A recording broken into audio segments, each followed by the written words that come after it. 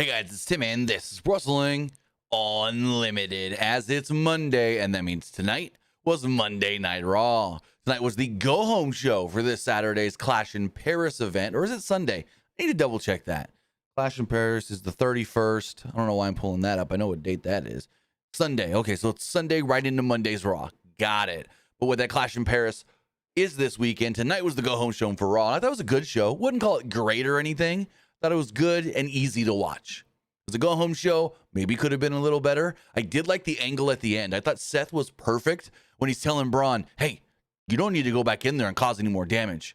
We've already screwed around with them, and now they're going to fight each other. And then when they did fight each other, Punk and Jay and Knight, Seth was like, see, told ya. So the young dog, the big dog, whatever you want to call him, the young lion is learning from the visionary.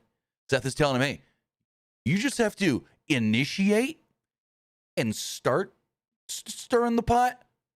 They'll take care of the rest. You don't got to do all the dirty work. Just a little bit up front. And I like that. I thought that was really good. The way Seth was doing that. He's like, hey, hold back. Hold back. He's like holding Braun Breaker back in the aisle. He's like, let them go. Let them go. They'll take care of themselves. I was like, man, that's some good stuff right there. I really liked that. But overall, I thought it was a fine Raw.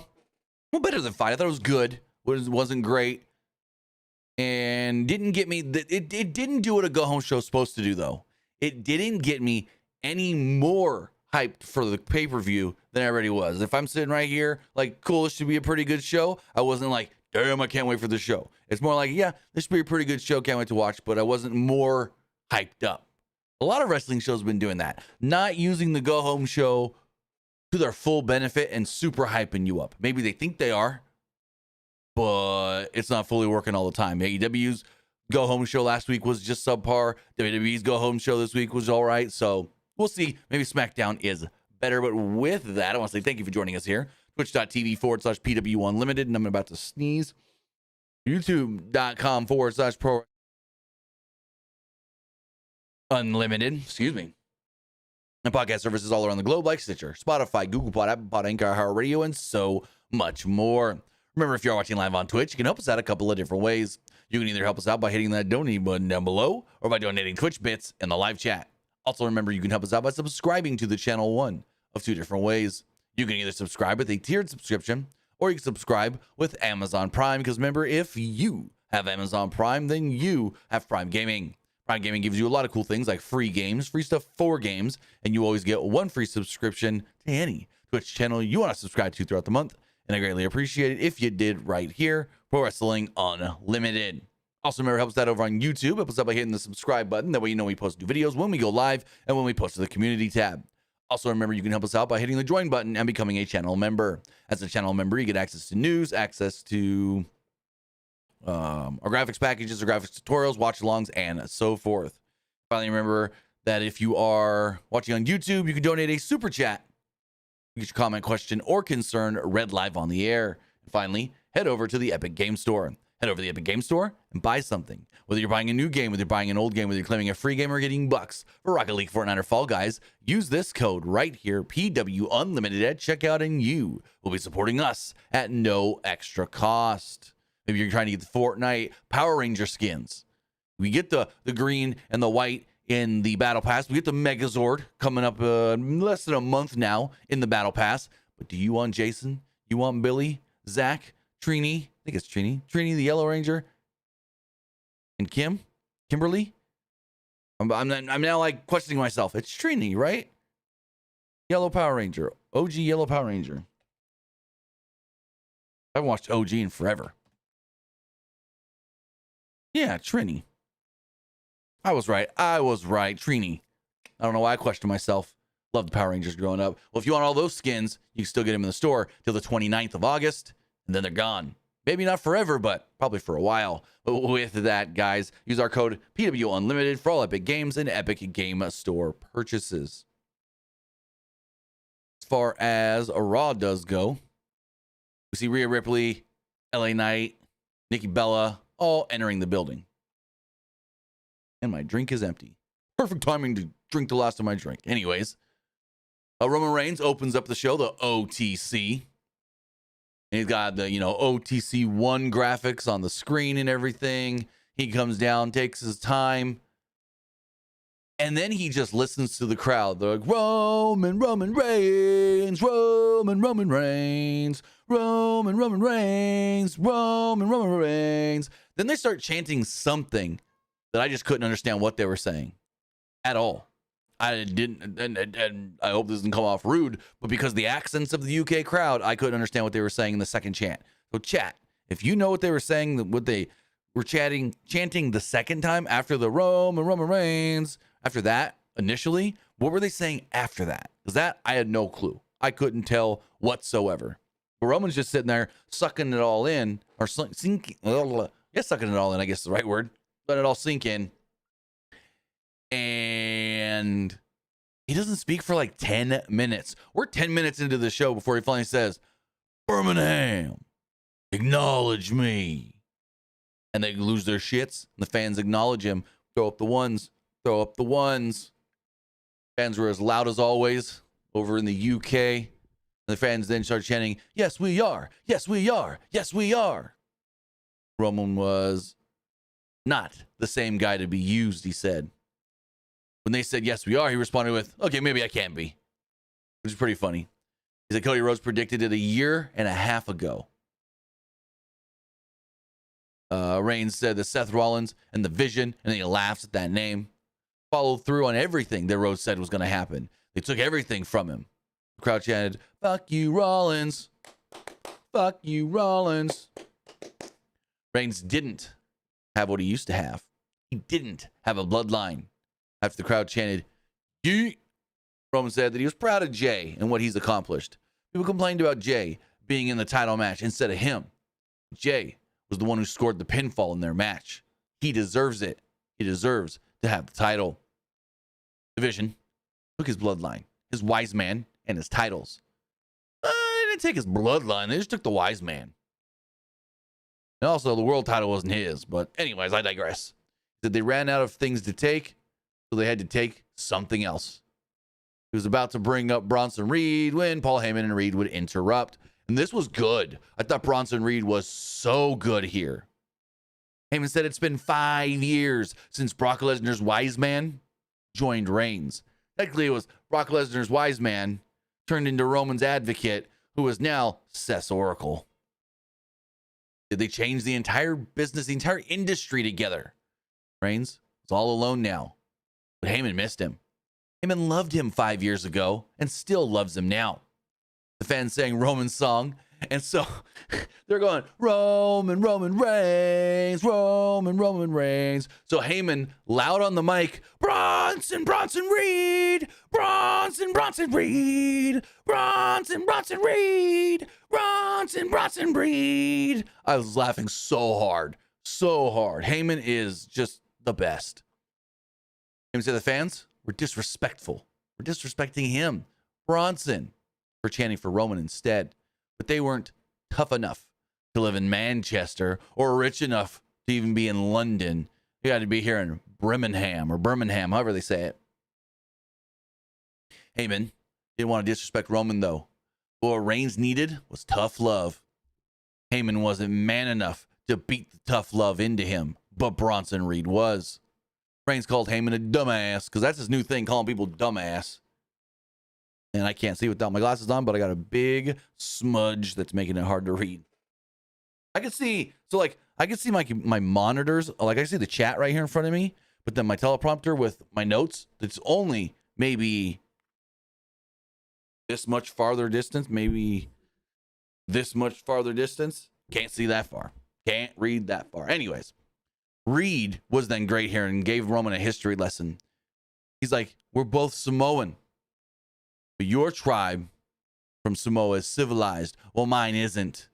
Your tribe was the chosen one, while mine was exiled to Australia. The tattoos that you have, they were paid for. Mine, they were earned. Reed said that Reed was the Samoan that Reigns' daddy and uncle wanted him to be, warned him about. And he was about to find out why they were so worried. Reigns responds and goes, hold up, that guy Samoan? That means your ass belongs to me. Crowd popped for that one. Reigns invited him into the ring to return his shoes, apologize to the fans, and acknowledge him. As the fans started chanting, "Give his shoes back. Give his shoes back."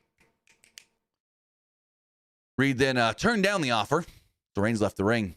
They met in the aisleway and started brawling. Security tried to break him up. No go. Tried to break him up. No go. Tried to break him up again. No go.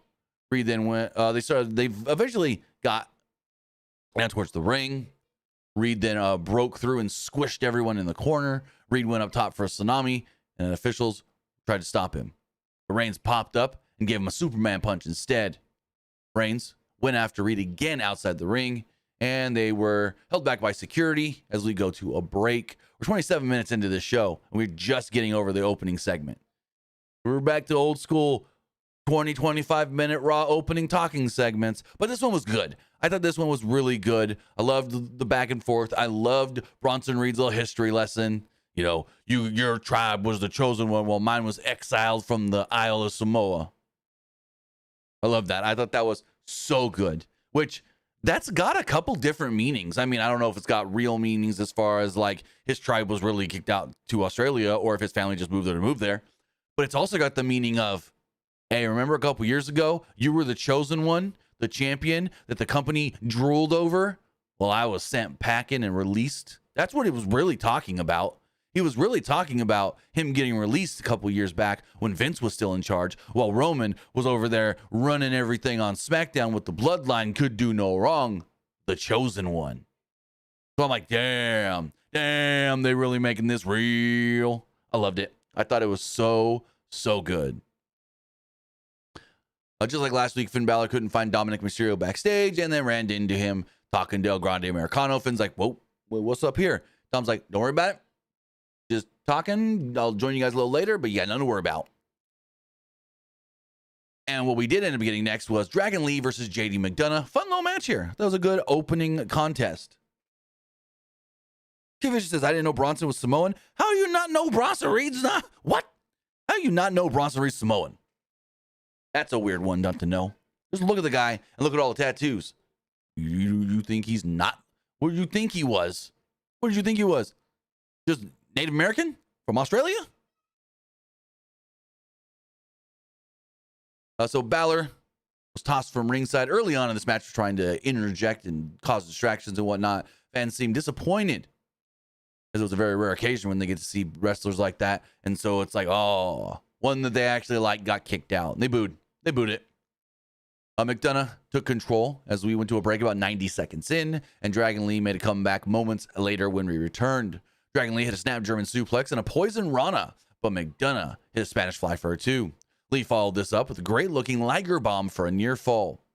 Then the Netflix feed all kinds of messed up. Things got in slow-mo. We lost audio, and yeah.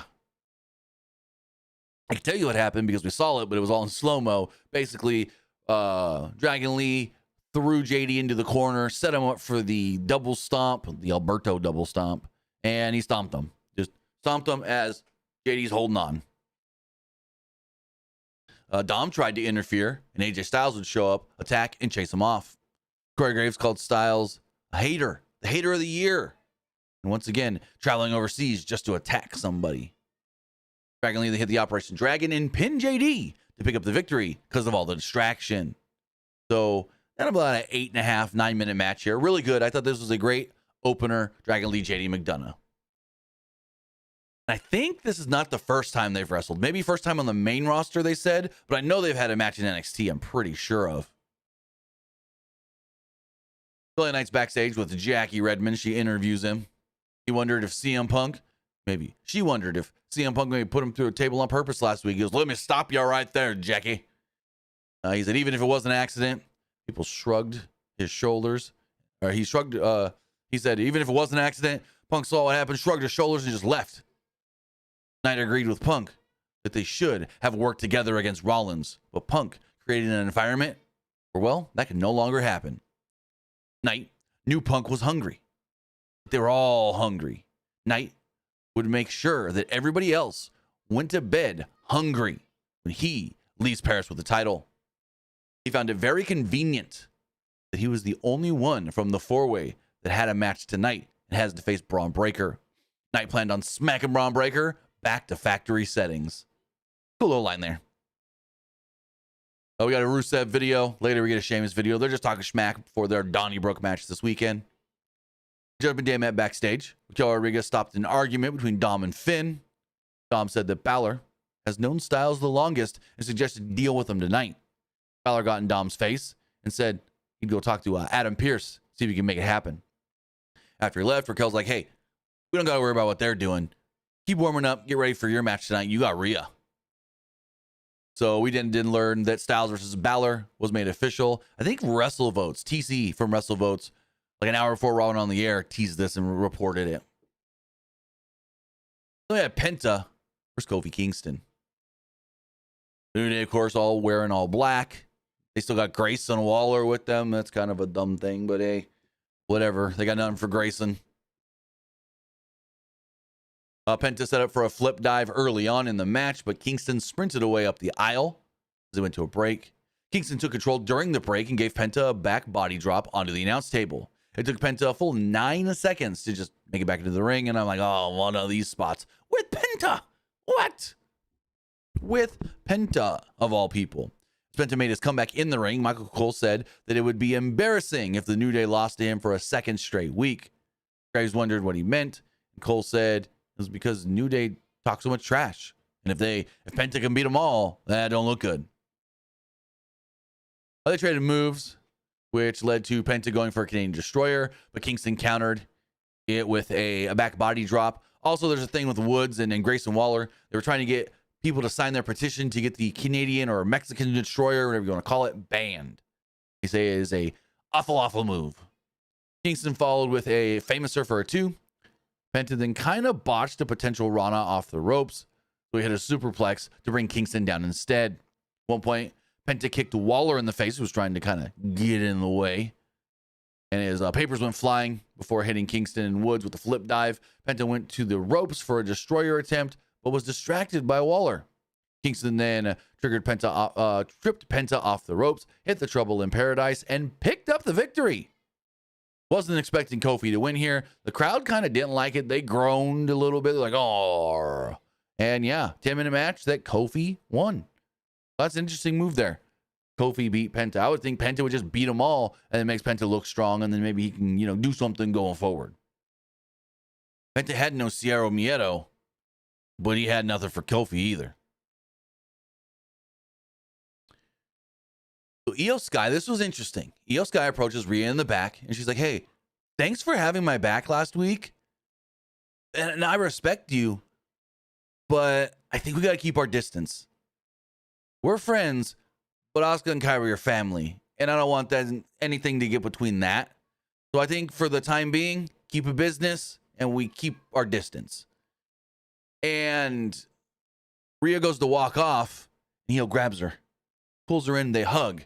And Rhea does the put my chin on your head, I love you kind of hug, like the I'm giving more than just hey friends in the flyby kind of hug.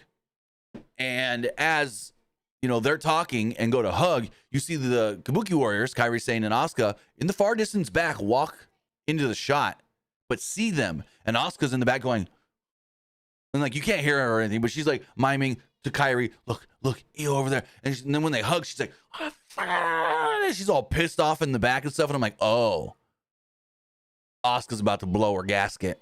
Asuka's going to flip her shit. So then we got an amazing video package just hyping up Naomi's announcement from last week. And then Adam Pearce is seen speaking with Stephanie Vaquer. And he says, hey, Stephanie, I know you were guaranteed a title shot at Paris, in Clash in Paris. And you're still the number one contender. Don't get me wrong on that one. You're still the number one contender. You will get the next shot, but it's not going to happen this weekend. It's not going to happen at Clash in Paris. I hope you understand. She's like, sure. He's like, but I do have an opponent in mind. And I just got to work everything out to make sure everything is set in stone. And so give me a week and then you'll know everything. You'll know what's going on. And she's like, yeah, I'm a little disappointed. I really wanted to wrestle in Paris.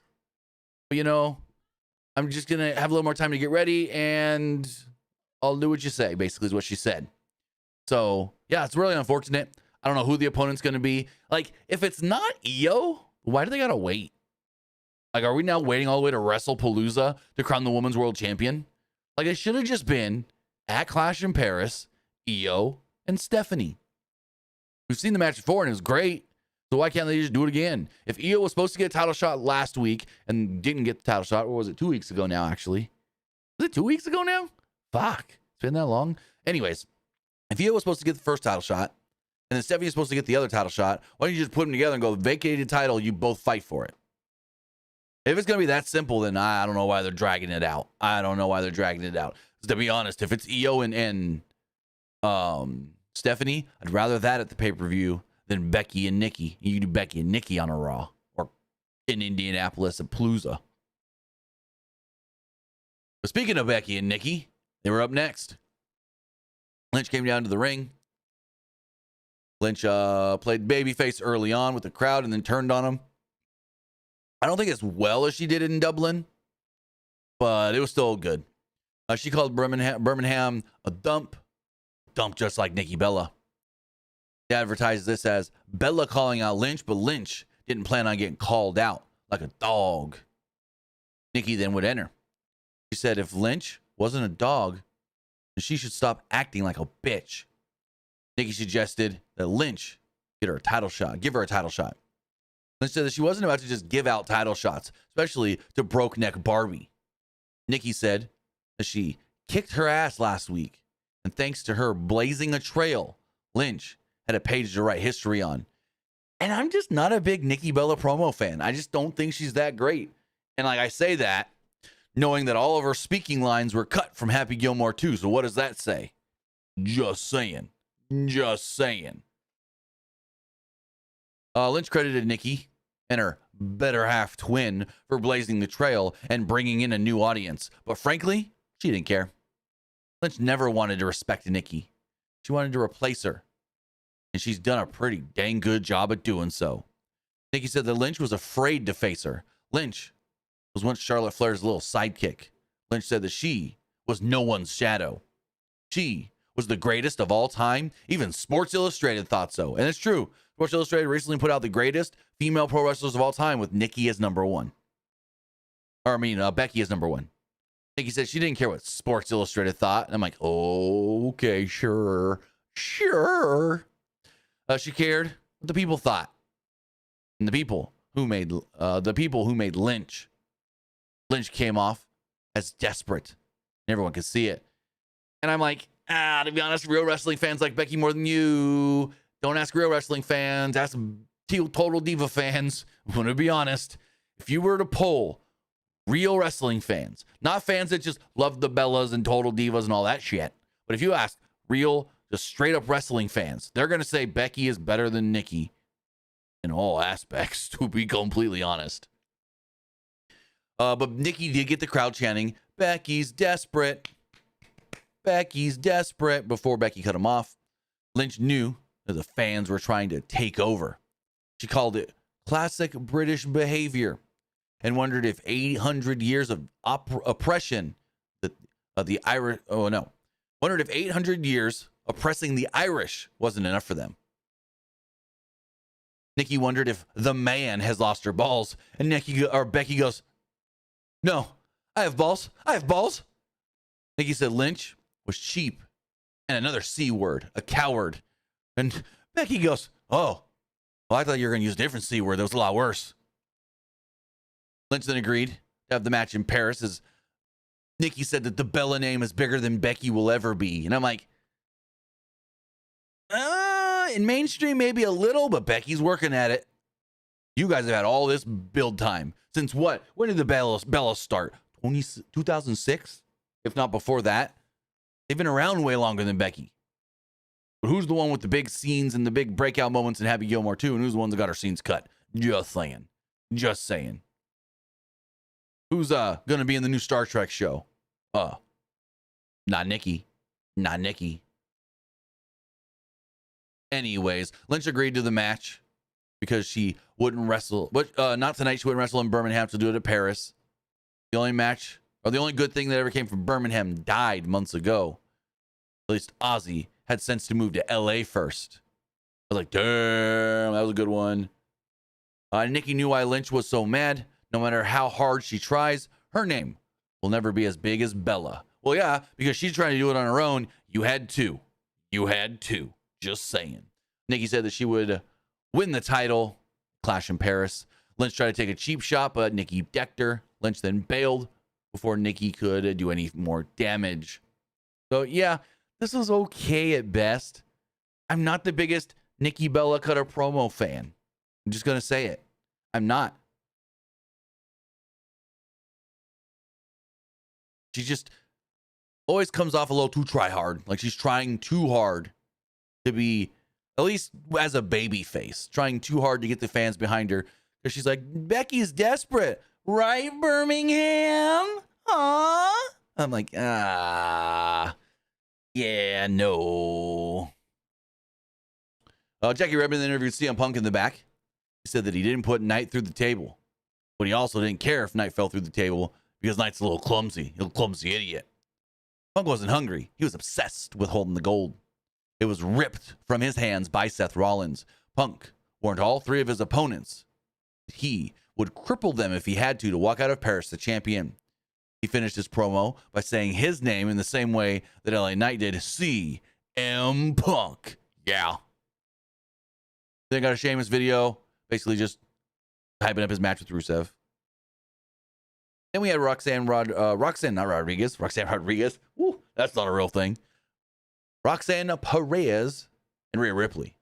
Fans saying Ripley's name in the tone of "We Will Rock You." We're like, Rhea Ripley. No. Rhea Ripley. Rhea Ripley. Rhea Ripley. Rhea Ripley. And I was like, well, that's different. Okay. But Perez did get a lot in this match. There was a distraction by Raquel that allowed Perez to take over early with a suicide dive. She worked over Ripley's leg during a break and spiked her with a DDT after the break. There's another distraction that allowed Perez to bring Ripley off the top with a Hurricane Rana. Perez followed this up with a double knee drop for a 2. Ripley followed this up with a Razor's Edge and a running kick for a 2. Ripley knocked down Rodriguez, who tried to get involved, blocked the Pop Rocks, and hit a Riptide to pick up the victory. At about 10 minutes. Number of, like, all the matches tonight really were like 8 to 10 minutes-ish. Afterwards, Raquel would attack Ripley. Ripley fought them off, but an assist by Perez allowed the heels to take her down. Io, who said earlier, we need to keep our distance? Io did, not Rhea. Came out and made the save because there was no one else to come save Rhea. And she sent Raquel out of the ring with a missile drop kick. Ripley then hugged Sky and smiled, looking over at the heels. We're not done. There's more later. Seth Rollins was in the back psyching up his buddies for their stuff. Basically just saying, Braun, you got LA Knight tonight and you're going to beat his ass. Then we go to the back. Sky checked on Rhea. Again, you're the one that said, we got to go our separate ways. But you keep coming back to Rhea. You say we got to go our separate ways, but nope. Got to go our separate, but nope. You're the one that keeps coming back, Io. And as soon as Ripley left and she was like, yeah, I'll be fine, Asuka came up with Kyrie all pissed off. Asuka told Sky, stop talking to Rhea. Leave her alone. We don't need her. You don't need her. You have us. Asuka then left and Sky said, hey, just trust her. And a very sad Kyrie Sane walked off. Not Ira. Who's Ira? Asuka. It's coming. She's going to lose her shit. She's going to beat the shit out of Io because she's going to be hanging around Rhea too much. And yeah, Kyrie's going to have to pick. I don't know where Kyrie goes. Probably Asuka.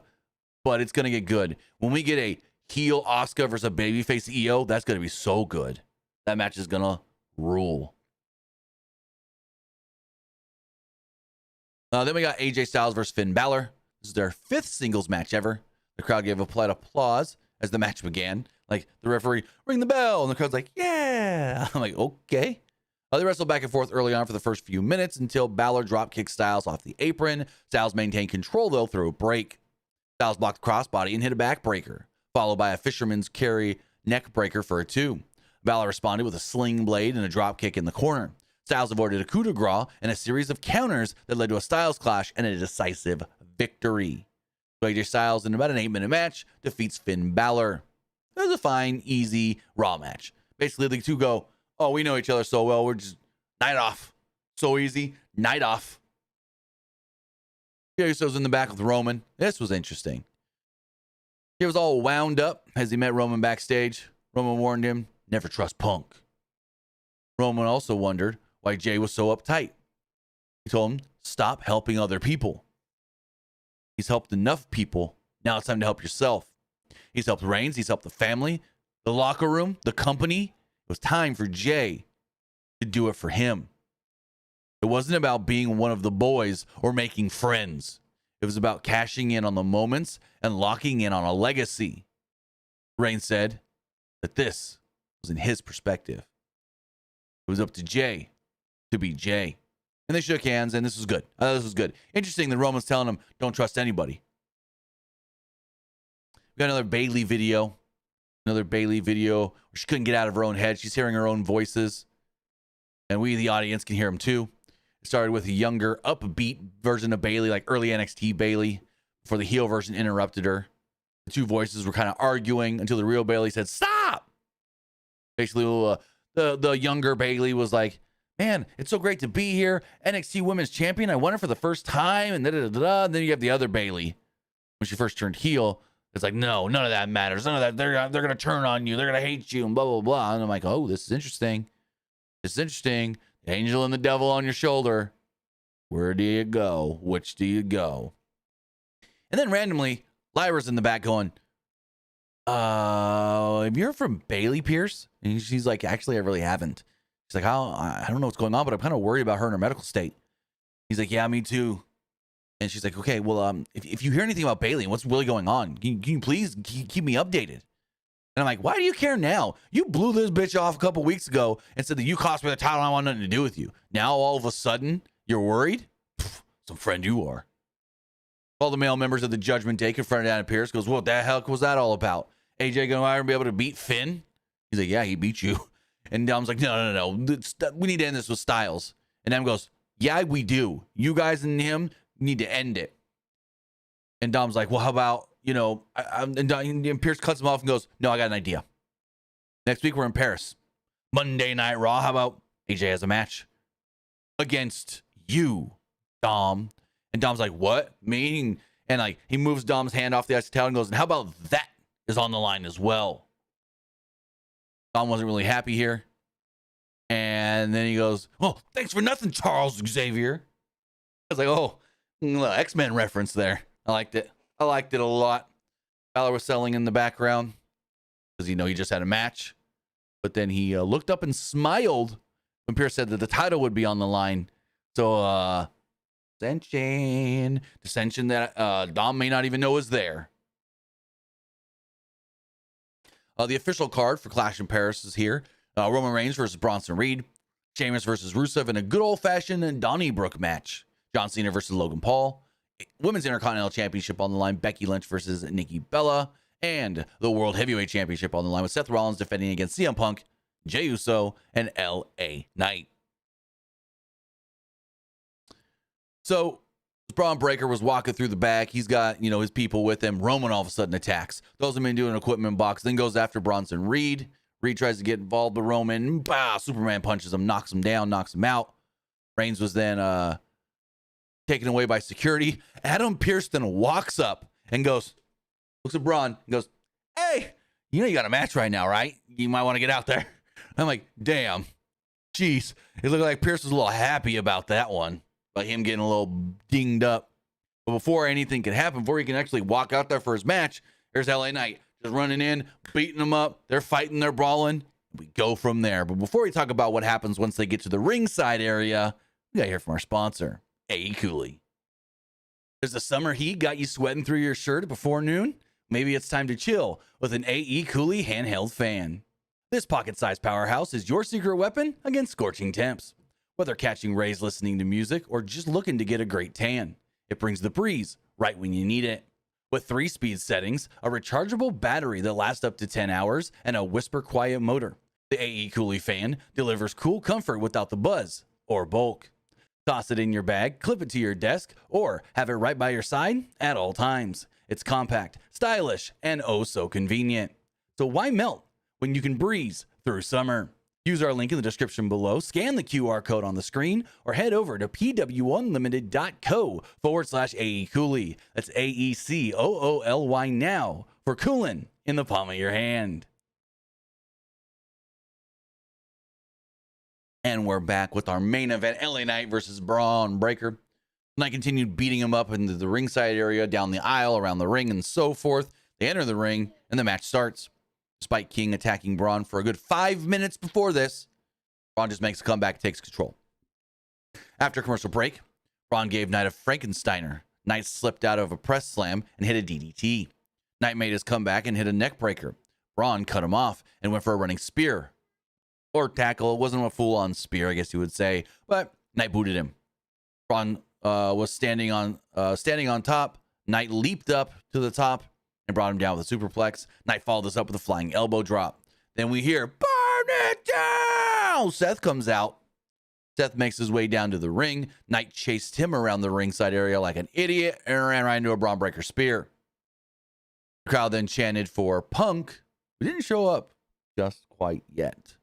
Braun then followed this up with a spear in the ring and pinned LA Knight to pick up the victory. Rollins and Braun then attacked Knight, but Jey Uso would come out to make the save. Jey hit Rollins with a super kick and turned his attention to Braun. Rollins got him into a pedigree position and slammed him face first onto the mat. That's when we then hear it. Look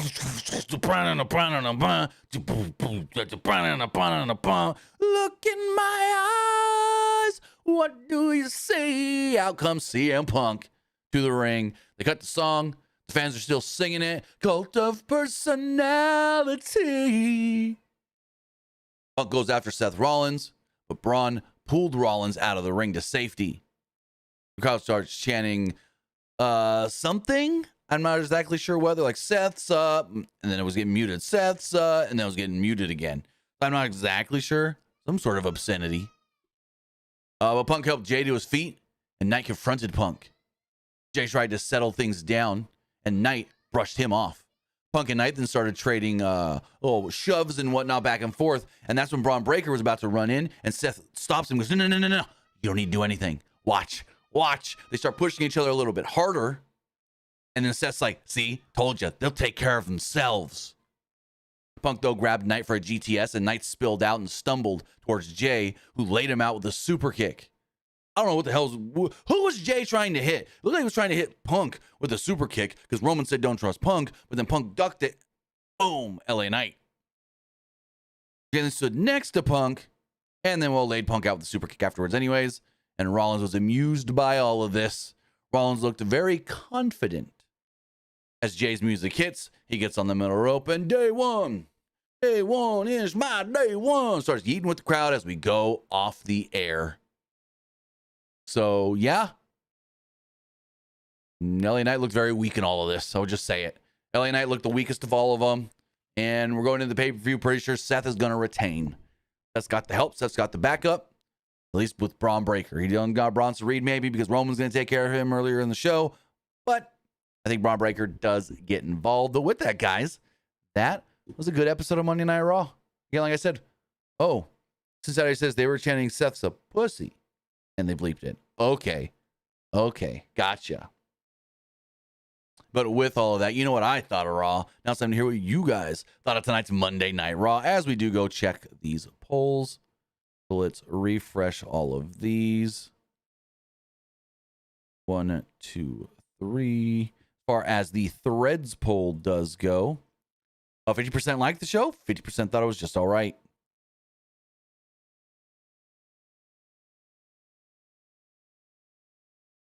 As far as the Twitter X poll does go, 60% liked the show, 35% thought it was just all right, and 5% didn't like it. Looking at the YouTube community poll, 79% liked the show, 14% thought it was just all right, 7% didn't like it. As far as the live poll does go, 76% liked the show, 21% thought it was just all right, and 3% didn't like it. Finally, everybody that voted on Twitch liked the show. With that, guys, I want to say thank you for joining us here. Twitch.tv/PWU Unlimited, YouTube.com/Pro Wrestling Unlimited, and podcast services all around the globe like Stitcher, Spotify, Google Pod, Apple Pod, Anchor, iHeartRadio, and so much more. With that, we'll be back live on Wednesday for AEW Dynamite. So have a great rest of your Monday. Have a great rest of your week. And I'll see you next time. Have a good one, guys.